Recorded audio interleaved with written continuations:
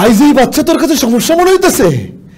পেটে বাচ্চা রেখে বাচ্চা জন্ম দিবার পর সমস্যা মনে হইতেছে? ওই করেছিলি যেদিন তোর আশিকের সাথে বিছানা গরম করছিলি, ওই তখন মনে হয় নাই? যদি বাচ্চা হয় তার কি পরিচয় দিবি? বাচ্চার দায়িত্ব কে নিব? ওই মনে হয় নাই? কেন মনে হয় নাই? কেন মনে হয় নাই? বাহ, খুবই সুন্দর, একদম ওই ফিলটাকে আপনি পুরো নিয়ে এসেছেন। যেটা দেখলাম এটা হচ্ছে হুমায়ুন ফরিদির ডায়লগ। এটা করা কিন্তু খুব কঠিন। হুমায়ুন ফরিদি ভাই হচ্ছে সাসে ভার্সেটাইল অ্যাক্টর, যার ডায়লগ দেওয়া অনেকটা বোকামি। বাট আমি চেষ্টা করব, তার হয়তো বা 10,000 ভাগের 1 ভাগ আমি পারবো না। আমি ওনার ওই ধারে গেছি নেই, আল্লাহ মাফ করুক। হুমায়ুন ফরিদি, মান্না ভাই এরা অনেক বড় মাপের অভিনেতা, ডেপথের অভিনেতা। তারপর আমি যেহেতু বললাম বিনোদন শ্রমিক আনন্দ দিতে পছন্দ করি, আমার লাইফে কোনো কিছু না নাই, কোনো উপস্থাপক বা উপস্থাপিকা যখন কিছু বলে আমি ফিরাই না কখনো। তবে চেষ্টা করতেছি। হ্যাঁ, আমি অমানুষ, তাই তোমাদের সবাইকে নিয়ে আমি মরে গিয়ে বাঁচতে চাই, তোমাদের বাঁচাতে চাই। আজ হয়তো তোমাদের মুখে বিষ তুলে দিতে পেরেছি, কাল থেকে হয়তো তাও পারবো না। খুবই সুন্দর, বারবার হাততালি দিতে ইচ্ছে করছে। এবং আপনার কথা বলার যে ধরনটা, সেটাতেই না একটা আলাদা মায়া আছে। এই যে আপনি সবসময় মানুষকে বিনোদন দিতে পছন্দ করেন এবং কখনো না বলাটা পছন্দ করেন না, এটাই আপনাকে একটা ভিন্ন আপনিতে পরিণত করেছে।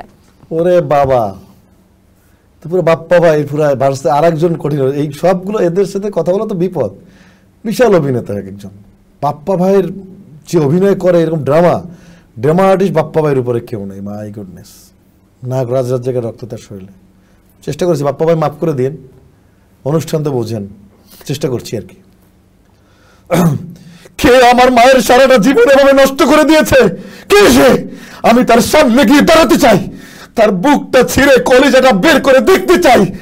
সেটা রক্ত মাংসের তৈরি না পাথরের তৈরি, আমি দেখতে চাই সে কি এমন মহান ব্যক্তি, আমার মায়ের পায়ের যোগ্যতা আছে কিনা। বাহ, খুবই সুন্দর, খুবই সুন্দর। আসলে আপনার চেষ্টাটা বারবারই খুব সুন্দরভাবে আমরা স্ক্রিনে দেখতে পাচ্ছি। দাবাং ছবির ডায়লগ, অনেক স্মৃতিও আছে নিশ্চয়ই। অনেক স্মৃতি। কি আছে স্মৃতিতে? আমি বলি, হিটলার এবার কি বলবি? আমি বাঘ না বিড়াল? শোন, আসলে এতক্ষণে তোরা আমি মেনে ফেলতাম, খোদার কসম কেউ তোকে বাঁচাতে পারতো না। আমি কাউকে মরার আগে প্রথমে তাকে একটা সুযোগ দেই, তাই তোকে না মেরে কিছু বলতে এসছি। বাহ, খুবই সুন্দর, খুবই সুন্দর। একদম একটা আলাদাই ব্যাপার রয়েছে। সেই আগের জায়েদ, এখনকার জায়েদ, জান একদম ঠিক আছে। জানটা কিন্তু বলেছি, ইন্টেনশনালি বলেছি। এবার একটু জানতে চাই আপনার কাছ থেকে, এই যে বর্তমানে এত হিরো রয়েছে, এত ভিলেন রয়েছে, এদের মধ্য থেকে যদি বলা হয় আপনার সব থেকে বেশি পছন্দের হিরোকে, তাহলে সেটা কে হবে আগের বর্তমান মিলিয়ে? আগের যদি হিরো বলেন তাহলে আগের মধ্যে তো আমার নাগরাজ রাজ্জাক, তারপরে ফারুক ভাইকে ভালো লাগতো, সোহেল রানা, তারপরে আসেন মান্না ভাই, রুবেল ভাই, সালমান শাহ। আর এর প্রজন্মের যারা আছে সবাই ভালো লাগে, সবাইকে ভালো লাগে। ডিপ্লোমেটিক আনসার দিলাম, কারণ একজন বললে ঝামেলা আছে। সবাই ভোটে নির্বাচিত নেতা তো, সেক্রেটারি তো, আপনি শিল্পীদের ভোটে নেতা, একজনকে পছন্দ করলে খারাপ হবে। সবাই ভালো কাজ করছে এখন।